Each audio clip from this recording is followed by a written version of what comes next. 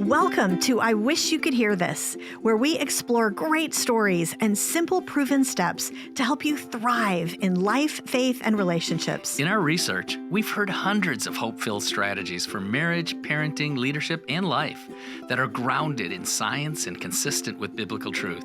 And now you can hear them too. I'm Shaunti Feldhahn. And I'm Jeff Feldhahn. In 20 years of research, we have discovered one really important factor that is one of the main reasons for conflict in marriage. This factor is something that tends to be quite different for most men and most women, and it impacts us every single day without us realizing it. But once our eyes are opened to what might be going on under the surface in our spouse, it's game-changing. We can take all that conflict and we can turn it into connection. And that is what we will uncover on the podcast today. So I am super excited about this topic. This is our new podcast, as many of you know. We've recorded several episodes, but today we're going to actually make a start, and it is just a start on unpacking one of the little things that makes the biggest difference, which is understanding the secret inner lives of men and women. Yeah, so when we do marriage events, we might take a couple of hours on this topic. So we're only going to have about 30 minutes today to unpack it. So we're only going to scratch the surface. Now, we'll cover this topic more fully in coming seasons. Oh, for sure. Now, we promised that we were going to share that one factor, right, that makes so much difference to having connection instead of conflict, and we'll get to that in just a moment. But first, we need to explain the why of so much conflict. Why does so much conflict happen in our marriage? Because in the research, we saw a consistent pattern. Usually it wasn't the big things, the big ticket items that caused the most heartaches or that made marriages great. It was the little things. Like most of the time, here's what we find, is that most of the time in most marriages, you have a husband and a wife who really care about each other. And they're both trying really hard. But because maybe they don't know some of these little things, they're trying hard in the wrong areas. And they're just missing each other. And they're not making each other feel cared for in the way that you think you should feel cared for after all my hard work, right? I get it. Or this is even a bigger issue sometimes, is you're trying really hard to care for your spouse, and without intending to, you're actually hurting them. You're hurting their feelings, for example, and you would never, ever want that to be the case. And so what we found is if you know some of these little things, instead of having those, missing each other, instead of hurting each other without intending to, once you understand these little things under the surface about men and women, suddenly, whoa, you can try hard in the right areas. And it makes such a difference. So I think it's important if we can, before we start explaining this, if we can make sure that the folks know who are listening to this, that what we're going to be sharing with y'all isn't a matter of our opinion. This information is based on an immense amount of research that we've conducted over the past 20 years. Actually, 13 national studies that were representative of all demographics across. I mean, we worked really hard to make them nationally representative. Yeah, it wasn't just, our followers on Facebook. Right. It was folks who were churchgoers, non-churchgoers, Black, white, Asian, Hispanic, across the demographics, across all the ages, educational spectrum. socioeconomic, exactly. All of that. Geography. And this part pains me a little bit. No, actually a lot bit. All told, we probably spent around $900,000 in gathering this research. It just is costly to get do good data. Good research and get good data. But what that comes with is, I think, a level of trustworthiness that you can have that, okay, here's what they're saying the data is. I have a We can be level of confidence. reasonably, Yeah, yeah, we can be reasonably confident that, and that's really what we did with the statistics, right? Like there's a 95% confidence level. You can that's be right. 95% certain that the answer is between these two numbers, you know? So basically, the bottom line for all of that, we've done a bunch of these studies, a bunch of these surveys, and this factor that we're talking about is consistently there through all of them. Now, however, we do need to say we are going to be making generalizations. I mean, always we're making generalizations. There's going to be exceptions. You know, if we say that 80% of men said one way, by definition, 20 didn't. 20% didn't, right? Everybody's an individual. And the key is to use what we're going to start talking about today, and then we're going to unpack in future episodes to use it as a starting point for Now, conversation. there's always also still one other caveat that you always give, Okay. which is we're talking about relationships where there is generally goodwill. Reasonable. Oh, yes. Reasonable goodwill. Yep. How does this impact this data impact where there isn't that? There unfortunately is a subset of the married population where there isn't, where somebody is just really into power and control, It's where abuse. there's abuse, where there is not goodwill from one person towards the other. And if where those situations exist, a couple things. One is to recognize that, okay, sure, some of these emotional factors may actually be the same, right, in men or women, but the application is going to be completely different. And so the second thing is to recognize we really strongly encourage you, if you are concerned about that in your relationship, reach out to someone who you can trust, who's trustworthy, a pastor, a mental health professional, someone who can help you evaluate what's going on and, you know, create boundaries and come at the marriage in a different way. But you need to get safe first. Yeah. So that's important to just say at the beginning. Great. Yeah. So we've been teasing it for a bit here. What's the big reveal? Tell me what's the factor that is causing conflict in so many romantic relationships? Here's the factor that we found. It turns out that men and women tend to have two different sets of primary insecurities running under the surface. And that fact of having these two different insecurities running under there, that is actually one of the main reasons that we tend to have conflict and heartache without ever intending to. And on the surveys, that tended to come out to roughly around 75 to 85% of men, or 75 to 80% of women. Yes. Had these insecurities that common we're going to talk about. insecurities that we're going to talk about. So, and the crazy thing is those numbers are big, right? Like this factor of these different insecurities is so common, but because our spouse is so different, it's actually ironic. It's like this doom loop because our spouse is so different, we don't know that those insecurities are even there, much less that they're so different and that they could be causing all of this conflict or heartache in our marriage. Yeah. So with this insecurity and these numbers here, if this is true, what we're saying about them, it means two things. One is that something different will hurt your spouse's feelings than would necessarily hurt yours. It's like a raw it's nerve. Like you're hitting a raw nerve in your spouse and you didn't know it. And on the flip side, the second one is that it also gives the greatest opportunity to build your spouse up in those areas where they're insecure. Yeah, that tender place becomes an opportunity.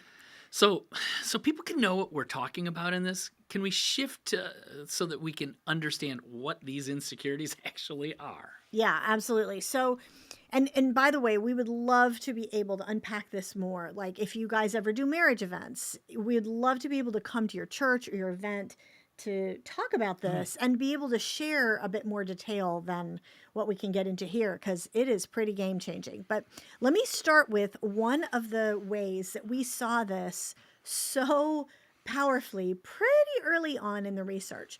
One of the studies that we did was helping the younger set understand one another. And so we were interviewing and surveying college age younger men and women. I think on one of our surveys it went up to age 21. I think another one maybe went up to 25. I can't remember exactly. But we had some focus groups that Yeah. went along with that. Which for that age group was super helpful if you gave them, which we did, a $25 Starbucks card. Oh, yes. And fed them pizza Oh, for the night. They were very talkative. So there you go. Absolutely.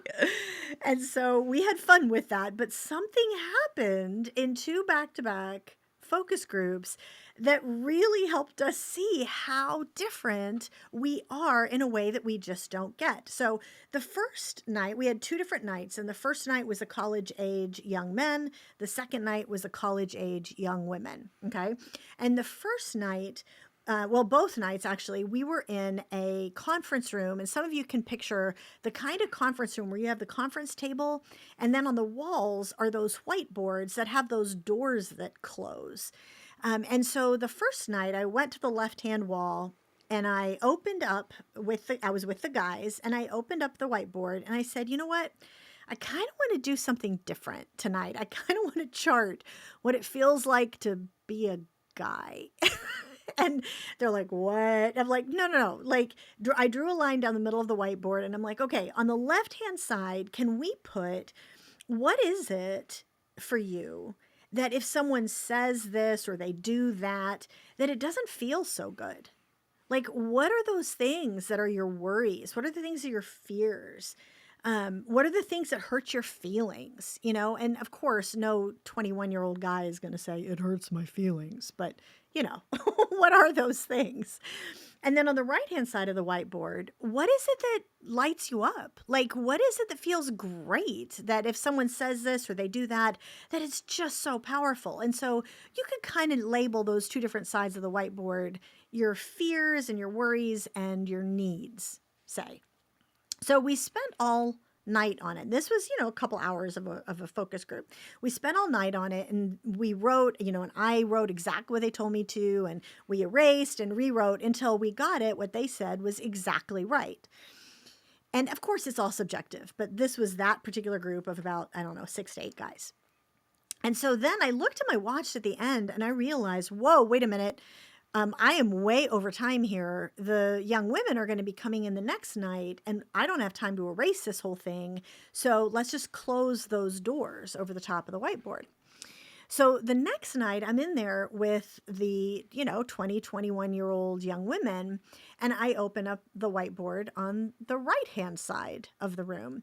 And I say the same thing, like, let's talk about your fears and your needs, and I'm going through this, as women. And this one young woman raises her hand and she interrupts me. And she says, look, I really object to this language. Like, it's not our fears and our needs as women. We're all just people. And we have the same fears and we have the same worries and we have the same needs as people. And I said, okay, that's fine. Let's chart your fears and your needs as people. Right. And so we spent all evening on it and we got it just right. And, we wrote and erased, and they got it to the point that they said, again, very subjective, but that's just perfect. That captures, our fears and our needs. And then at the end, I specifically left 5 minutes. Everybody listening to this knows what I was going to do. Right. And I left 5 minutes at the end, and I said to these young women, I'm like, the guys were in here last night. Does anybody want to see what the guys said? And of course, these 20-year-old women are like, yes, of course. So I opened up the left-hand whiteboard, and then I just stood back and I watched their faces as they were processing what they were seeing. And it was fascinating because their heads were swiveling back and forth. Their eyes are getting really big as they looked between these 2 whiteboards, because there was not one word the same. So here's what we found now in 20 plus years of this research. So again, this isn't just this particular focus group. This is now, again, roughly 75 to 85% of men and 75% to 85% of women. And by the way, when we do events, we will use a live polling app where people can answer anonymously, and we'll sometimes ask these same questions and see what is the people in the room, right? Like, it's not just the national numbers that matter, it's Right. the people here in this room. And it's really fascinating to see how closely they often adhere to what we found on the national survey. So here's basically what we found is that for women, the question, the worry, the fear, whatever you call it, could basically be summed up as, am I lovable? Right? Am I special? Am I beautiful? Am I worthy of being loved for who I am on the inside? And so as a result, the need that kind of comes out of that is we love to feel loved and we love to feel cherished and adored. We kind of think that's the whole point of the relationship, right? The men were like, yeah, whatever. Like feeling loved is nice, but it didn't make it on the board. And instead, for the men, the question, the worry in their hearts was very different. Instead of, am I lovable? It was, am I able? Am I adequate? Do I measure up? Am I any good at what I do on the outside? Now think about that. That is completely different. Am I worthy of being loved for who I am on the inside, or am I any good at what I do on the outside? And so those are totally different, and they lend themselves to a totally different set of primary needs. Now, again, remember, there are exceptions to this. This is 75 to 85%. This is not 100%. But those different set of primary needs for the men, like for women, we love to feel loved. Like I said, we think that's the whole point of the relationship. But the men said that's not the point at all. And we actually forced men into a choice, which you would never want to have to make this choice. We forced them to choose between two negative things. 74% of the men on this nationally representative survey said, I would give up feeling that my wife loved me or my girlfriend loved me if I could just feel that she appreciated me, that she respected me. And, like the list goes on, that she believes in me, that she admires me, that she trusts me, that she needs me. And what we have found over the years, that all those things tend to matter more to the average man even than feeling that his wife loves him. Yeah. So you pointed out that this isn't 100%. Correct. So for yes. a segment, and it's not an insignificant size. No, up to 25% in a lot of cases. That they'll relate to what is more common for the opposite sex. Yes. Does that just mean that they're weird? No, it's just literally how they're created. Exactly. Yeah. Exactly. Everybody, when I said at the beginning, it's true. Everybody is an individual created by God in the way that you are. And everybody has history. Everybody has different patterns from family life, like the whole thing. The key is to use this as a starting point. Because what one is, we just didn't know these things. Yes. At least as a guy, I will say that, this isn't one of the hot topics that guys, when they're sitting around watching a football game, bring up. It's not something that comes up in your mind. It just doesn't. Yes. So for you as a guy, you oftentimes think, well, this is how I feel. Maybe it's just me. I'm just weird. Yeah, exactly. Well, and let me just also say, we need to say also, now that we've kind of given the basics of what the insecurities are, we need to say that to some degree, we are all insecure about everything and we all need everything, right? But what we're bringing you here in just these few minutes that we have is, what are those things that we have found statistically tends to cause us to try hard in the wrong areas, or to hurt our spouse's feelings and hit that raw nerve that we don't even know is there. And that's what these things are. As I've heard you say it in times past, that these are the heartbeat issues. Yeah. These are the things that every day we're encountering things that impact how I feel or how I view the world And how I view and how myself. I view myself, for Right. sure. And so one of the things to just be aware of is that these underground insecurities that we're talking about, this factor that has so much to do with our conflict and our heartache in a relationship, we don't even recognize that that's what it is. This deep question, say, of am I lovable or am I any good at what I do, is basically kind of pulsing down underneath. And because it's a little bit of a painful question, we're looking to the other person, we're looking to other people and to ourselves and to the world around us for the answer to that question. And so we're going to take, just a couple of minutes and we're going to give you examples of what we're talking about. And we'll unpack in Future ones. future podcast. But just briefly, let's talk about what that may look like for men and what that may look like for women So can on we a start day-to-day with basis. understanding men first? Yeah, great. So and again, this is, for most of the guys out there, they just, this is all new stuff. Even about themselves that they might not have understood. Right. I think it's true. I mean, I think statistically women are maybe more likely to be talking about emotions and to be, a Yeah. little more aware Yeah. of some of these things. But we love being able to share this because it's eye-opening Yeah. for men to go, I'm not weird. Right. Okay. So main issue, talking about men. Remember the issue for men, remember the whiteboard, is remembering that it's not the insecurity, the question is not, am I lovable? So therefore, the kind of subconscious, under the surface thing isn't, does my wife love me? Right? Like that's just not a thing for most men, unless like the relationship if you're is in really, a struggling point. Right, Yes, right. yes. Unless it's like Sure, really, sure, really sure. dire, right? But instead, the question that's running under the surface is, am I able, right? It's, am I any good at what I do? And even more important, does she think that I am any good at what I do? So in other words, to the women listening to this, our men look so confident. You guys look so confident. And we think, you kind of think you're all that, right? We have no idea that there is all this self-doubt running under the surface. I mean, it was shocking when I first started to realize this in the research Yeah, when I was originally doing this. You used to come home after interviewing guys and say, you know what I just heard? Is this true? Is this really how you guys think or how you think?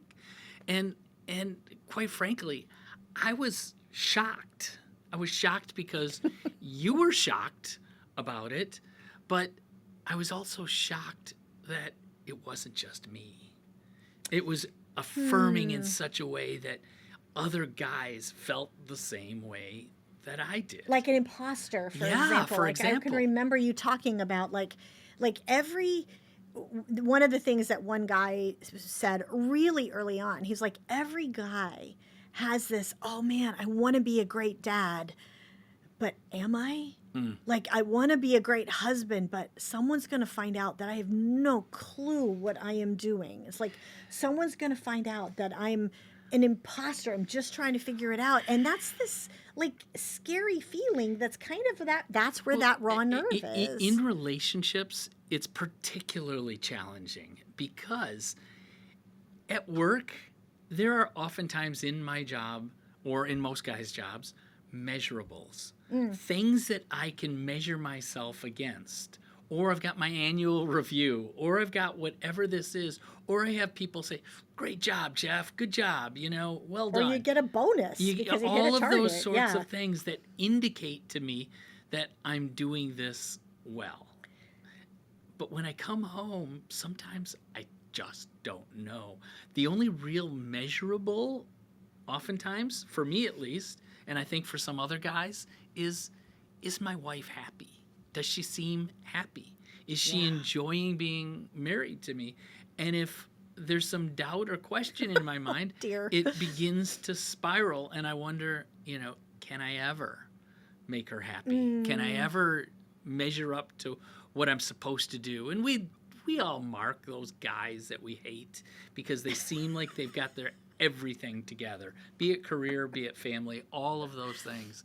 And so that's a real challenging point Yeah. for us as guys. Well, and especially because of that raw nerve, we can hit the nerve Yeah. and not because we don't realize that challenge is there under the Yeah. surface, right? So maybe it would help to give them an example.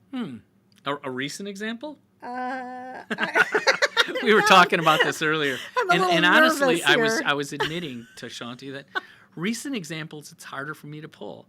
I could have given 15 or 20 years ago. Unfortunately, he could have given you a whole long list. But it's what this shows is that both Learning of us have this- changed yes. over this time. Learning this stuff matters. So recent example. So recently our microwave went on the fritz, so had to replace it. It's one of those over-the-range microwaves. So, buy it off at one of the big box stores.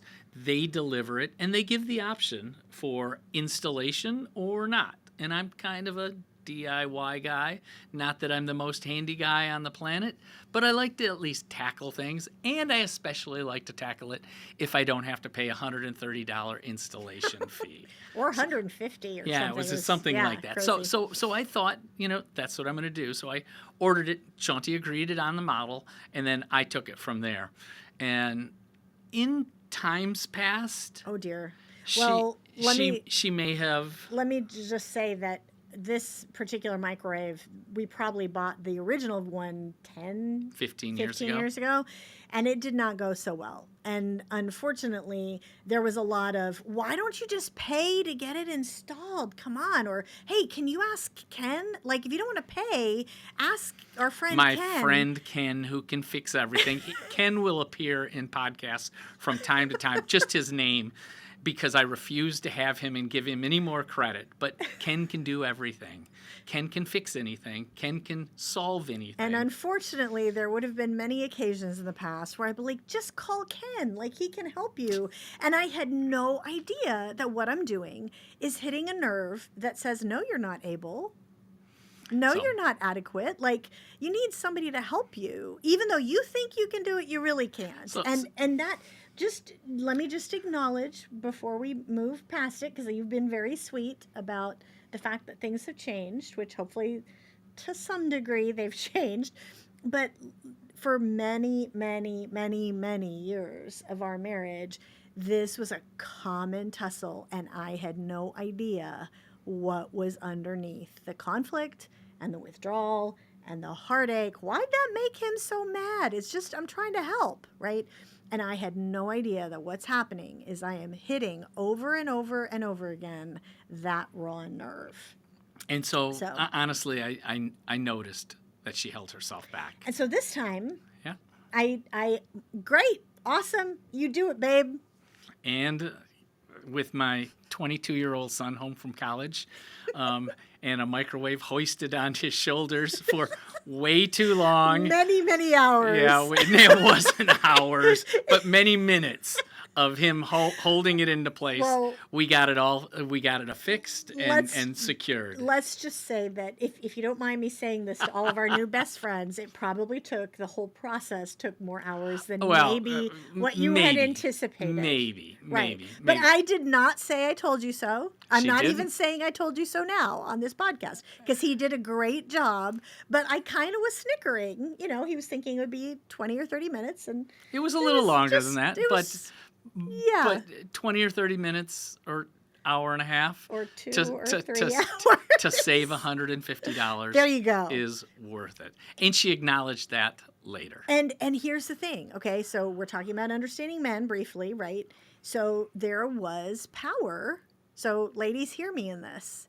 There was power in me holding myself back from doing the thing that would hit the raw nerve, and instead affirming and being so like, you go, boy. Like, that's awesome. Both you and Luke, our son, you guys are DIY like We got it. dynamos. And I called Ken and told him I didn't need him. I think you actually did. I did. There are some things that are too good They're to too keep good to to hold yourself. yourself. Yes. So, but the bottom line is, I hope everybody hears that there really is power Yeah, there is. in under if you're a woman who's trying to understand. And this, by the way, this matters for not just a husband. This matters for sons. This matters for everybody. And instead, like, stop yourself to the degree that you can from constantly being aware of and correcting what you think didn't quite get it right, and instead notice what he does get right and tell him that and affirm him, right? It doesn't mean you need to ignore issues. Mm-hmm. If there are big things that need to be addressed, go for it, like, of course. But just realize as you do that you're holding his heart in your hand, like this tender heart. This is something that you have an opportunity Mm-hmm.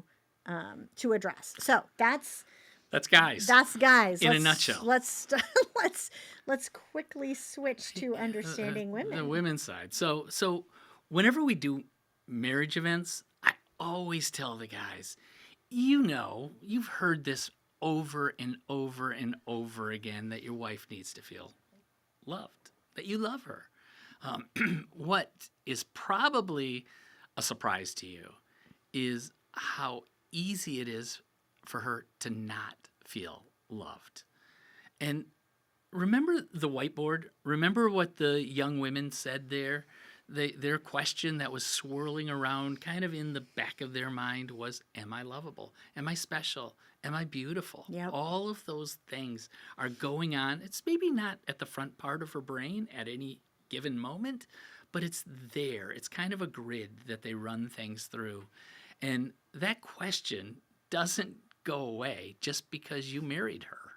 And it doesn't go away even if you've got a great marriage and you love each other. All of those sorts of things, it doesn't go away. Instead, it kind of morphs into a different question. And the different question, while still similar, is something like, is he really happy with me? Is he Does he glad really love me? Does he really love me? Is he glad he married me? Or would he choose me all over again? Knowing what he knows now about me, would he choose me all over again? And so that answer, which is there in the back of her brain, that question, that insecurity, it stays there until it gets triggered. And we can unpack that later in other episodes. But once it's triggered, it moves to kind of the front part of her brain, and it becomes disconcerting, unsettling, and it causes in her kind of an anxious feeling. Yeah. And she's asking that question now, the front part of her brain, is he happy with me? Is he happy are we with okay? Is he happy with our marriage? And so that is the question that kind of comes up every day for her.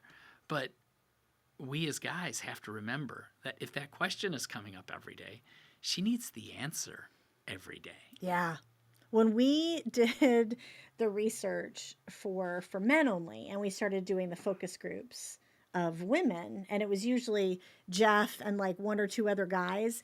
And as the women started talking about this, the guys are like, what? Like, it was so funny to watch you all be so shocked. I was shocked that you were surprised that, that issue of does he love me, that doesn't go away just because you have a good marriage. Mm-hmm. But I would say to the men, ask yourself a question, because we talked about how the men's question is, am I any good? Am I any good at what I do? Do I measure up? Does that question go away just because you have a good job? No, of course not, because there's lots of things that could impact my working at that good job. Yeah, I mean, there's no guarantees. There's no guarantees, and you're kind of always like you're looking for signals, right? Like somebody treats you in a certain way, and you're like, kind of that "are we okay" kind of feeling. It's just about your job, and it's that same thing that even a wife in a great marriage, much less if there are issues in your marriage, and if there's some heartache, and if there's conflict, there is probably in your wife regularly and kind of are we okay? And there is a need for reassurance. So what do we do with that? Yeah, first, I think as a guy, you have to realize that your wife has this question, would he choose me all over again? Like, that's the first thing. It's just to It's recognize it's to there. recognize Yeah. that. Okay. And then if that's her question, and if that question occurs regularly, let's say daily, then we need to send her signals every day that answers that question in the affirmative, that yes, I would choose you all over again. So we always tell guys, like when we do events, like men are very alarmed at the idea of like, like I don't know how good I am at the candlelight dinner every day, right? Which is not Yeah. the point. It's a message that you're sending her, and you can send her the message by these little things. Like you come home at the end of a long day, and maybe she's been at work and you've been at work, and you come home and one of you is making dinner when the other one walks in the room. And if you put down what you're doing and you give her a big hug, like, oh, like that sends her the message. Like, of course I love you. And let's just say you give her a hug for the purpose of just giving her a hug, as opposed to signaling something that you're maybe interested in occurring later. I'm sure they have no idea what No you're talking idea, about. but Yes. we'll talk Well, about that that's a different later. episode. That's a different So, topic. you know, one of the things that I'm thinking of is, you remember when we used to kind of informally just ask guys? Like when we were Like, in the qualitative yeah, research exactly. phase, like Fine. doing interviews. Yeah, and this stuff didn't okay. make it out on the survey, so it's qualitative research. Yeah. We'd ask guys like, so do you think about your wife over the course of the day? Does she pop into your mind? I mean, not like, oh gosh, I got to call my wife to make sure that she schedules the exterminator to come by next Saturday. Not that kind of stuff. But she just kind of floats across the screen of your mind with just, I don't know, maybe not even a conscious thought, but you just see her there in your mind, and it makes you happy. Or there might be something like, oh, I remember when she did this, and it gives you a smile. And for most of the guys, they'd say, well, yeah, that's the pleasure that I have with being married to this woman. Yeah, I think about her in the course of my day. And I can remember when, Jeff, we first started asking guys this question, and you would ask this, and the guys would answer. They all answered, well, yeah, like, sometimes I'm busy, but yeah, it's just like, it's a thought of how grateful I am for her.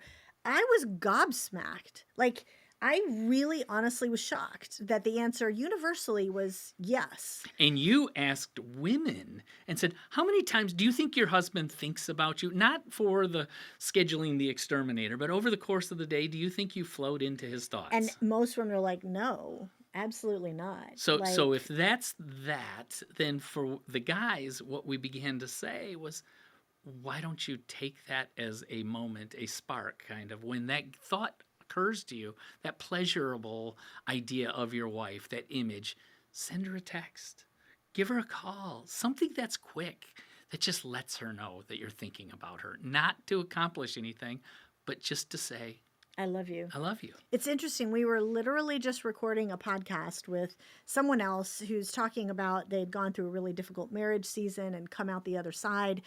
And talking about one of the reasons was attending to some of these little things that we're talking about. And she texted me like 5 minutes after the podcast recording ended. And she said, look at this. Like, isn't God so good? Because God had really healed, done some healing in a very, very difficult situation. And she screenshotted that her husband had just, for no reason at all, said, I just wanted to let you know I'm thinking about you. I love you. And she's going to keep that screenshot. Like, that's the thing, guys. You don't recognize, because you don't know that this is a question, because you don't know this is an insecurity. So you don't realize what a big deal this is. So I'm putting myself in the place of some of the folks, because we've heard this. People will say, but it's not my responsibility to make my spouse feel better about themselves. How do you respond to that? And that's true. It's not your you can't. responsibility. You can't. That's not your job. You don't have the ability to do that, right? I love that line from the Princess Diaries that I think is quoting Eleanor Roosevelt, like, no one can make you feel inferior without your consent, right? It's amazing the quotes she can pull up of movies. 20-year-old movies that are probably have been watched too many times with the kids in our house is what I think the issue is. But you're right. It's not our responsibility to make the other person feel good about themselves. But our co-author on the Secrets of Sex and Marriage book, Dr. Michael Seitzma, he's a renowned therapist, especially in the area of sex and intimacy. And we asked him at one point, how do you respond to this question? Because we know it's not our responsibility, but what is it? Like, what does that look like? And he had a great analogy. He said, think of it as each of you is out there in the world fighting a battle. You're out there on your own. You have to fight the battle on your own, but your spouse is either handing you ammunition or they're not. Or maybe they're throwing bombs at you while you're fighting the battle. So we all have to be out there with all the insecurities and all the concerns, and we're doing our thing every day, and we have responsibility for how we feel. But our spouse there's a precious thing that happens when our spouse recognizes that we're out there fighting that particular battle against that particular insecurity. And they say, you know what, you are an incredible dad, or you are an amazing woman. I love you so much. Those things are handing the person ammunition to be able to fight the battle well. Keep going. Yep, Keep absolutely. going. So how do we get started? I guess kind of the first thing is we need to talk about these things with our spouse. But the important thing is to recognize that we may be starting by speaking two very different languages. And it just, because we both live in our own brains. Yeah. So we've Two got different languages. Exactly. So how do you communicate? We've got to figure out how to communicate. So what might be some of the tips? Well, and one easy idea that, I mean, truly, like, one of the easiest things might be literally like send this podcast to your spouse and to start that conversation, because what you're basically trying to ask is this true?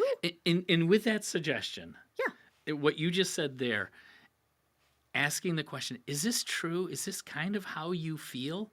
Rather than sending the podcast and saying, this is how I feel, and I want you to understand that. Buddy. So start from the point lady. of, at least Yeah. initially, of trying to understand them. Yes, use it as a starting point of curiosity. Yes. And is this how you feel? And even if you're pretty sure that is how they feel and you want them to care about you, hopefully that'll get that conversation started, right? Now, if you want to go any deeper, I would suggest, I mean, I don't want this to be a commercial, but really, truly, we would suggest our books for women only and for men only. The For Women Only is What You Need to Know About the Inner Lives of Men, and For Men Only is a straightforward guide to the inner lives of women. And again, not a commercial here, but when we speak at marriage conferences, we hear churches. I mean, many churches use these books in their kind of premarital counseling. Yeah. Now, one of the things one of the churches did, and we've stolen this idea ever since. And we asked them if we could steal it. We did. And we asked them if we could say that we came up with it. But, no. But here's the idea. This church said we hand the men for women only, and we hand the women for men only. So in other words, they're trading the books before they read them. Correct. So the guy starts by reading about himself and about other guys. And the church said, have a highlighter with you or a pen. And as you're going through it, highlight certain sections and say, this is exactly me. I'm in the 85% here. Or no, this isn't me. I'm in the 15% here. And by the time you're done with the book, and they're short books, guys, they really are. They won't take you long. I know relationship books aren't the place that you want to spend most of your reading time, but they're short books. After you're done reading it, and after both of you do that, both of you are doing that, then you trade them back, and you are reading a personalized copy. And it's really super insightful into your spouse. It's just so helpful. Like, it's just so, from a practical standpoint, to be able to say, oh my gosh, this is like circle a quote that's like, this is totally me. Like, this is what I've been trying to explain. And it's crazy, but it makes a difference to have the data. It makes a difference to be able to say, oh, well, if that really is 77% of men, or if that really is 82% of women, gosh, I didn't think that was my spouse, but I mean, statistically, it kind of is likely, and it helps kind of get you onto an analytical playing field, which is And helpful. that shared language. And share the language. Yes, good point. So to go, and we'll put the titles of the books in the show notes. But again, it's for women only and for men only. And then finally, just to go even more in depth, like I said, we would love to come speak at your church, speak at your marriage event, because we do tons of these different like formats. Like we have a fun kind of date night where it's just funny, all the way to full-blown marriage event that covers lots of stuff from our research. So if your church, if your event does that kind of thing, please reach out to that. We'll put the contact information in the show notes as well. I think on today's episode of I Wish You Could Hear This, the thing we most want you to hear is that once you learn to look for and at your spouse's like hidden insecurities, those raw nerves under the surface, you can see where they are and you can avoid hitting the raw nerve. And instead, you can speak to those tender places in a way that lifts your spouse up instead. Thanks for listening to I Wish You Could Hear This. Remember to subscribe to our podcast. And as always, forward today's audio or video link to a friend, counselor, or pastor who would be encouraged.